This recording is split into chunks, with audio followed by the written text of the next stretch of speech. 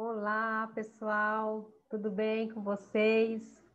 Estamos aqui mais uma vez para a nossa aula da Escola Dominical da Igreja de Presbiteriana de Itapuca, a classe dos jovens e adolescentes. Vamos começar mais uma lição? Estamos aí mais uma vez juntos para aprender um pouco mais da palavra do Senhor. Então, antes de começar, eu vou fazer uma oração. Pai querido, muito obrigada por estes momentos, ó Deus, de aprendizado da Tua palavra. Obrigada porque o Senhor já colocou no meu coração aquilo que o Senhor quer que seja transmitido através desta aula. Que o Senhor toque no coração de cada adolescente, de cada jovem, para que possamos fazer a diferença e aprender aquilo que o Senhor tem colocado no nosso coração. Obrigada por estes momentos, apesar de estarmos distantes de corpos, nós podemos sentir a Tua presença e sentir o amor um dos outros. E nós te agradecemos por isso. Oramos em nome de Jesus. Amém. Meus amores, eu vou compartilhar minha tela. Vamos lá. Para a gente começar a nossa aula, lição 13. Então, nós já estamos aqui começando a lição 13. A lição 13, ela chama Depende de Você. Então, a gente vai ver algumas decisões aqui que realmente nós precisamos saber que são de nossa responsabilidade. Deixa eu colocar aqui na apresentação de slides. Joia! Então, vamos lá. Nossa lição número 13. Já ouviram essa frase? Um por todos e todos por um. É do livro Os Três Mosqueteiros, né? Bem conhecido. O nome do autor que escreveu esse texto foi Alexandre Dumas, né? E conta a história de um homem chamado D'Artagnan. Nome difícil, né? D'Artagnan. Ele queria ser um mosqueteiro. O que era um mosqueteiro? O mosqueteiro era uma pessoa que protegia o rei, né? No caso, o rei Luís XIII. E já tinham 3 mosqueteiros, que eram Athos, Porthos e Aramis. Só que ele também queria ser um mosqueteiro. E aí, esses 3 mosqueteiros começaram a ajudar essa 4ª pessoa a ser também um mosqueteiro. E toda vez que eles se envolviam em alguma aventura, eles participavam de alguma coisa, eles tinham essa famosa frase: um por todos e todos por um. Será que essa frase, sim, ela pode ser levada para a vida cristã? Será que a gente pode trabalhar essa frase na vida cristã? Em certa parte, sim, né? Podemos trabalhar, só que com uma forma um pouquinho diferente, tá? A gente vai falar uma parte de cada expressão que vai trazer toda a lição de hoje. E a frase para a vida cristã seria da seguinte forma: cada um por si, Deus por todos e todos por um. Então, a nossa lição de hoje, cada etapa, cada ponto da nossa lição vai trazer uma parte dessa frase, né? Cada um por si, Deus por todos e todos por um.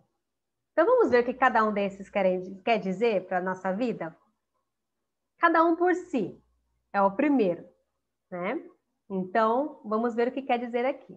Romanos 14, 12. Peguem a Bíblia de vocês aí. Vamos ler juntos. Romanos, capítulo 14, versículo 12. Romanos 14, 12. Assim, pois, cada um de nós dará contas de si mesmo a Deus. Então, esse é o primeiro ponto. Cada um por si, né? Aquela ideia de que, eu sou filho de pastor. Eu sou filho de uma pessoa cristã. Eu sou irmão de fulano. Isso não quer dizer nada. Eu sou criança, eu sou novo demais, eu sou menor de idade ainda. Isso não quer dizer nada, tá? Porque a responsabilidade é individual, é cada um por si, realmente. tá? Então, aqui, olha, Deus não tem neto, ele tem apenas filho. Então, tem aquela coisa de, meu pai é cristão, meu pai é presbítero, a minha mãe trabalha no ministério e tal, então eu já tenho a minha garantia. Não tem, não é assim que funciona, tá? Porque Deus tem filho. Então, se ele é o pai, o relacionamento é direto com você, tá? Não passa pelo seu pai ou pela sua mãe. Você é responsável pela sua vida cristã. Você é responsável pelo seu crescimento espiritual. Você é responsável pela sua santidade. Então, isso a gente bate direto na tecla, tanto eu quanto o Jobert. O tempo inteiro a gente bate. Você é responsável pela sua vida cristã. Não coloquem essa culpa nos pais. Poxa, meu pai não vai na igreja, a minha mãe não frequenta, meus pais não fazem culto doméstico, eu não vejo minha mãe fazendo nada. Não coloquem essa desculpa no coração de vocês, tá? A vida cristã é cada um por si. E a gente vai prestar contas ao Senhor, tá? Então, nós temos responsabilidade na nossa vida cristã. Esse é o primeiro ponto. O que você faz com seus talentos? Nós temos lá no livro de Mateus, né, 25, de 14 a 30, não vou ler agora, mas fica a sugestão para vocês lerem depois, a parábola dos talentos. E nós sabemos que essa parábola é bem conhecida, né? O Senhor saiu e deixou os talentos dele para os servos cuidarem. E aí, o que aconteceu? Talento, gente, não é igual hoje, né? Talento, a gente pensa em talento, dons e isso e aquilo. Não, talento naquela época era dinheiro. Talento era questão financeira. E como que funcionava? Um talento equivalia a 35 quilos de prata. Um talento era igual a 35 quilos de prata. Vamos fazer uma conta? Eu coloquei aqui, vamos fazer uma conta? Eu peguei meu celular, calculadora, vamos fazer a conta agora. Como que funciona? Olha, cada talento, 35 quilos de prata. Eu pesquisei na internet, 1 grama de prata equivale a R$ 4,74. Então, eu coloco aqui, R$ 4,74 é 1 grama de prata. Então, o valor do grama, R$ 4,74. Vezes 1.000, porque é 1 quilo, né? Então, 1.000 gramas é igual a 1 quilo. Então, 4,74 vezes 1.000 vezes 35, que são 35 quilos, né? Vezes 35 é igual a 1 talento. 1 talento é igual a R$ 165.900 hoje. Muito dinheiro, né? Então, vamos pensar. Para o primeiro servo, o Senhor deu 5 talentos. Então, esse valor vezes 5, 165.900. Eu vou até anotar aqui, 165.900. Vezes 5, vamos lá. Vezes 5. Quanto que o primeiro servo tinha? R$ 829.500. Muito dinheiro, né? O segundo servo, 165.900 vezes 2. 2 talentos ele conseguiu. É igual a R$ 331.800. E o terceiro servo, 1 talento, R$ 165.900. Muito dinheiro para os 3, né? Um que teve mais de 5 talentos, outro um pouco menos e outro menos, mas tudo era muito alto, né? Era um valor muito grande em dinheiro, né? E nós sabemos que os 2 primeiros, eles renderam esse valor a juros, né? Então, o que tinha 5 dobrou o valor, o que tinha 2 dobrou este valor, e o que tinha 1, ele escondeu, né? Ele escondeu o talento, enterrou, ficou com medo de perder o dinheiro, ficou com medo de sumir, e aí ele não fez nada, Só que aí o que aconteceu? Depois vocês leem lá no texto de Mateus. O Senhor ficou muito irado e repreendeu gravemente esse terceiro servo, né? E assim, não teve, ele não brigou com o primeiro e com o segundo servo, falando, poxa, por que vocês não ajudaram ele? Por que ele ficou aqui sozinho? Ou ele falar mesmo, poxa, por que vocês não me ajudaram? Porque não, a responsabilidade era dele. O talento foi dado para ele. E ele que foi imprudente e não fez nada, né? Então, o que Deus dá ao homem é de grande valor e não pode ser escondido ou enterrado. Então, a parábola usou valores muito altos, né? A parábola usou valores altíssimos para realmente representar que aquilo que Deus deu para você como talento, agora voltando ao sentido figurado, não mais dinheiro, talento foi o dom que Deus te deu, ele não pode ser escondido. O que você tem feito com o seu talento, né? Então, o que você tem feito, o que você faz com a sua juventude? Isso é muito sério, né? A gente viu lá, né, no Cada Um por Si, no primeiro texto, todos terão de prestar contas. E isso é fato, isso vai acontecer mais cedo ou mais tarde, sabe? Eu trouxe essa imagem aqui, a justiça de Deus, isso vai acontecer, sabe? E assim, a gente precisa lembrar, a gente precisa saber que a gente vai prestar conta a Deus, né? E nós temos aqui o primeiro texto. Eu vou ler para vocês Eclesiastes, primeiro não, né? Mais um texto.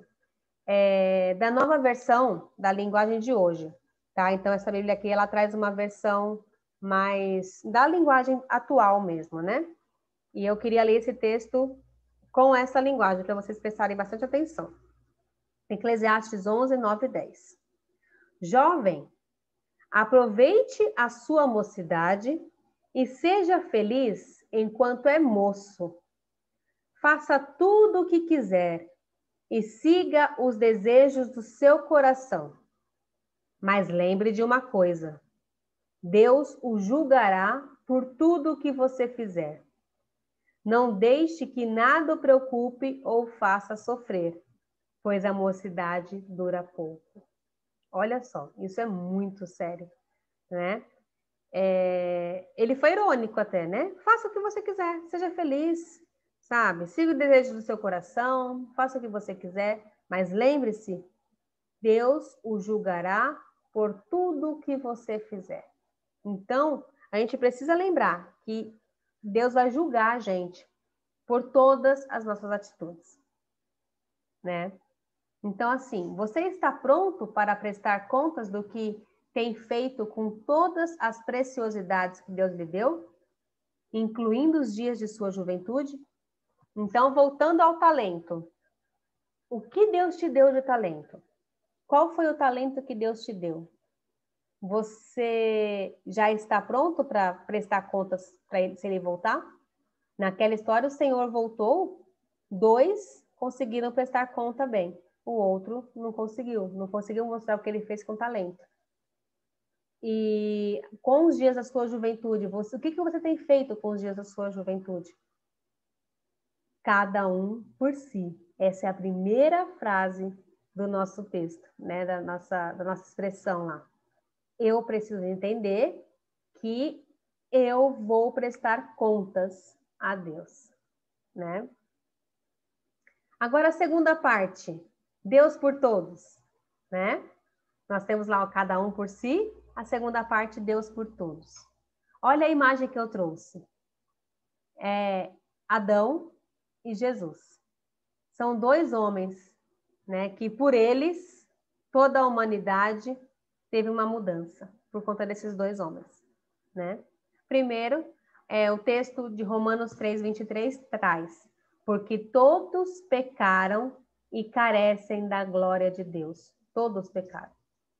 E como que foi esse pecado de todos? Foi através de Adão, né? Adão, ele pecou e com o pecado dele, toda a humanidade também pecou.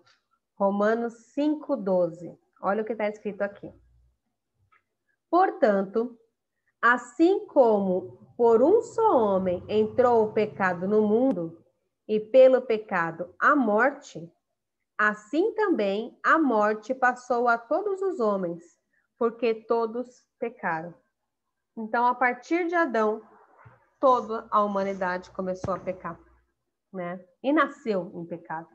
Salmo diz que Davi, né, diz em Salmos, no livro de Salmos, que em pecado me concebeu minha mãe. Né? Então, aqui, desde o nascimento, desde a barriga, a gente já peca. Né? A gente já nasce em pecado, por conta da atitude de um homem. Né? Só que, graças a Deus, essa história, por isso que é o Deus por todos, né? Essa história não termina aqui. Nós temos um outro homem, né, que é Jesus. Jesus, ele veio como único homem. O pecado veio na terra, também por um único homem a salvação veio para a terra. E esse homem é Jesus. Né? Então, olha lá, Romanos 5,15. Todavia, não é assim o dom gratuito como a ofensa. Porque se pela ofensa de um só, Adão, no caso, morreram muitos, muito mais a graça de Deus e o dom pela graça de um só homem, Jesus Cristo, foram abundantes sobre muitos. Então, olha que maravilha. Aqui a gente consegue ver o amor de Deus, né? Como que Deus realmente mostrou esse amor. Porque Deus amou ao mundo de tal maneira que deu seu Filho unigênito, para que todo aquele que nele crê não pereça, mas tenha vida eterna. Nós precisamos proclamar isso. Precisamos falar isso o tempo inteiro. É o evangelho genuíno. Precisamos falar o tempo inteiro disso na nossa convivência, com os nossos colegas, no nosso dia a dia. Tudo que a gente tem vivido, né, com Cristo. Sim, todos pecaram e carecem da glória de Deus. E o pecado veio ao mundo. Nós vivemos num mundo caído. Nós vivemos num mundo em pecado. Mas Deus pode restaurar a nossa vida. E Deus pode restaurar através de um único homem também, que é Jesus Cristo. Né? O Deus encarnado. Então, essa história e esse evangelho tem que estar na nossa mente, no nosso coração e na nossa boca o tempo inteiro. Né? Jesus é o único meio possível para reatar a amizade com Deus. Então, por isso que vem esse Deus por todos, né? Onde abundou o pecado de Adão, superabundou a graça de Jesus Cristo e de Deus. Então, essa é a história da redenção, é a história da salvação, né? E o terceiro ponto é todos por um. Quando a gente está realmente unido, é tudo muito mais fácil, né? Se você pega um barbante, se você der um nó, é fácil você tirar o nó. Agora, se você der 2, 3, 4, 5 nós e falar, poxa, toma aí. Se tivéssemos na sala de aula, aí a gente ia fazer essa dinâmica, né? De tentar tirar. Um nó é fácil. Agora, 5, 6 nós, é fácil de tirar? Não. Então, a gente precisa aprender a viver em comunhão. Né? Uns com os outros, na igreja. Precisamos ter amigos da igreja. Precisamos saber os conselhos que temos escutado. O conselho é de acordo com o conselho que Deus quer que escutemos. Nós temos feito ouvido, né? Pessoas falarem aquilo que Deus gostaria que a gente ouvisse. Vamos ver aqui 1 Pedro 2, de 9 a 10. 1 Pedro, depois de Tiago. 2, 9 e 10. Vós, porém, sois raça eleita, sacerdócio real, nação santa, povo de propriedade exclusiva de Deus, a fim de proclamardes as virtudes daquele que vos chamou das trevas para a sua maravilhosa luz. Vós, sim, que antes não erais povo, mas agora sois povo de Deus, que não tinhais alcançado misericórdia, mas agora alcançaste misericórdia. Nós somos sacerdote, né? Então, ali, vós, porém, sois raça eleita, sacerdócio real. Então, nós somos sacerdote. Antigamente, havia duas pessoas importantes, né? Na época do tabernáculo, na época de Moisés, havia duas pessoas importantes que ajudavam o povo com a vida cristã, né? A vida perante Deus. Eram os profetas e os sacerdotes, tá? Os profetas, eles falavam para o povo o que Deus queria.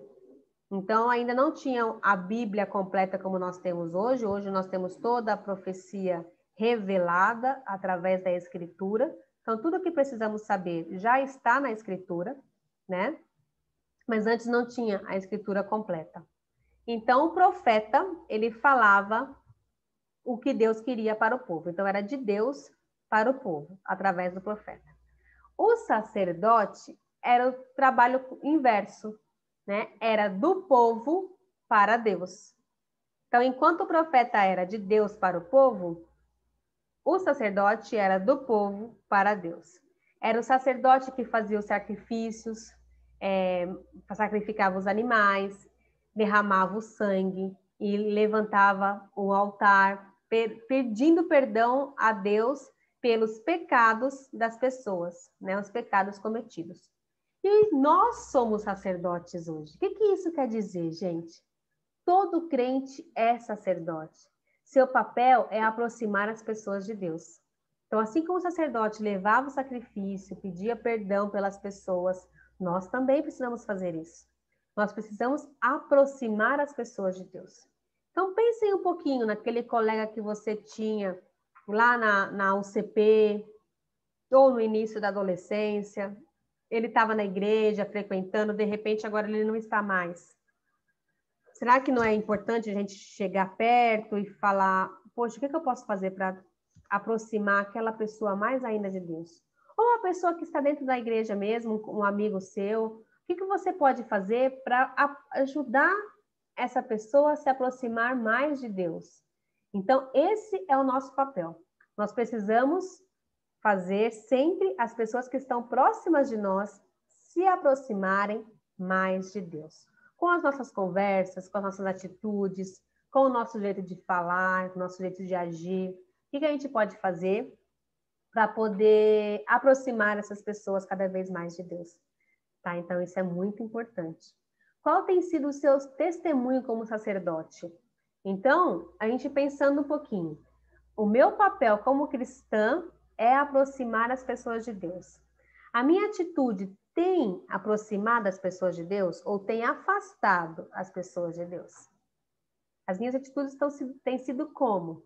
É importante a gente refletir nisso o tempo inteiro. É importante demais a gente refletir nisso, né?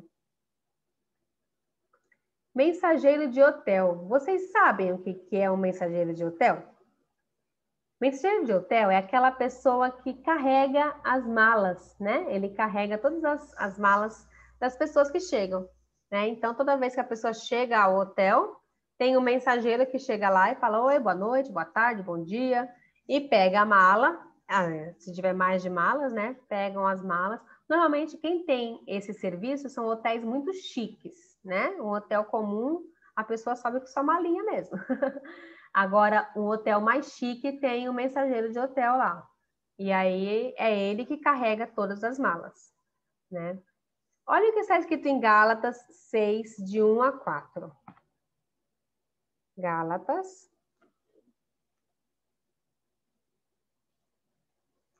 6, de 1 a 4. Será que a gente vai ficar como o mensageiro de hotel? Né? Vamos ler. Irmãos, se alguém for surpreendido em alguma falta, vós que sois espirituais, corrigiu com espírito de brandura, e guarda-te para que também não sejas tentado. Levai as cargas uns dos outros, e assim cumprireis a lei de Cristo. Olha só, precisamos ser mensageiros de hotel também, né? Porque se alguém julga ser alguma coisa não sendo nada, a si mesmo se engana. Mas prove cada um seu labor, e então terá motivo de gloriar-se unicamente em si e não em outro, porque cada um levará o seu próprio fardo. Então, quando a gente se ajuda, a carga fica muito mais leve, né? É papel dos crentes ajudarem-se mutuamente, carregando as cargas uns dos outros. Se eu vejo um amigo caído, se eu vejo um amigo pecando, se eu vejo um amigo com o ombro realmente pesado, eu preciso ajudá-lo a carregar aquela carga, né? Eu preciso conversar com ele. Qual que é a minha atitude? O que eu tenho feito para ajudar essa pessoa lá, igual um sacerdote, se aproximar mais de Deus? Eu tenho carregado as cargas, né, de alguém? Eu tenho dividido isso com alguém? Então, essa atitude é muito importante, né? Eu preciso ajudar o meu irmão a carregar as cargas dele. E também dividir as minhas cargas. Às vezes eu estou com alguma dificuldade, eu não abro meu coração, eu preciso ter alguém ali para poder confiar, para poder saber que é uma pessoa de Deus, uma pessoa que vai me aproximar mais de Deus, vai me deixar mais próxima dele e vai me ajudar a carregar as minhas cargas, né? Então, olha a frase aqui, a gente volta nela, né? Cada um por si. Essa frase, ela fecha tudo. Ela fecha tanto a questão da história da redenção, a história da salvação e a minha responsabilidade perante essa vida cristã, né? Então, vamos exercitar essa frase. Cada um por si. Eu tenho responsabilidade sobre a minha vida. Eu tenho responsabilidade sobre as minhas atitudes. Eu serei cobrada pelas atitudes que eu tomo e que eu tomei. Então, não posso culpar o pastor, não posso culpar meus pais, não posso culpar ninguém. A responsabilidade é minha. Então, eu preciso buscar minha santidade, eu preciso buscar a minha vida, eu preciso buscar me aproximar de Deus. Sou eu, cada um por si, porque eu serei cobrada. Deus por todos. Então, Deus deu o seu Filho, né? Através de Jesus Cristo, nós temos a salvação. E nós conseguimos o perdão dos pecados. Né? Através de Adão veio o pecado e através de Jesus Cristo veio a salvação. Então, Deus, através disso, está olhando e está cuidando de cada um de nós. E todos por um. A comunhão é muito importante. Não queiram ficar sozinhos. Agora, com essa ideia da pandemia que nós temos vivido, infelizmente, nós temos visto muitas pessoas nas igrejas, em Brasil afora, que estão gostando dessa ideia e ficando somente em casa. Não querem mais estar na igreja, querem só ficar na via online, querem só assistir cultos online. E isso é péssimo, porque a gente perde a comunhão, a gente perde o amor, a gente perde esse vínculo, né, que Deus quer que nós tenhamos. Carreguemos, né, as cargas uns dos outros. O que eu posso fazer para aproximar o meu amigo de Deus? Vamos pensar no amigo que você tem. O que você pode fazer para aproximar esse amigo de Deus, né? E como que você pode ajudá-lo? Se você precisar de ajuda, como que você pode pedir ajuda? Para quem que você pode pedir ajuda? Cuidado com as pessoas que você pede conselho. Então, assim, eu preciso ter comunhão com as pessoas da igreja. Eu preciso ter comunhão com as pessoas que estão próximas a Deus, que eu preciso me aproximar cada vez mais de Deus também, né? Eu vou colocar lá no nosso grupo a tarefa da semana, mas eu vou ler aqui para vocês. Está na revista também de vocês, tá? Comprometa-se nesta semana a colocar o todos por um em prática, a orar regularmente por um amigo e buscar conversar com ele ao longo dos dias para saber suas dificuldades, alegrias e necessidades. Então pense em um amigo que você tem. Pense em um amigo que você tem e ore por ele, né? Busque conversar com ele durante a semana. Busque saber quais são suas alegrias, saber quais são suas dificuldades, seus anseios, o que tem ansiado o coração dele, o que tem deixado ele preocupado, ou o que tem deixado feliz. Procure conhecer, procure saber mais, né? Então,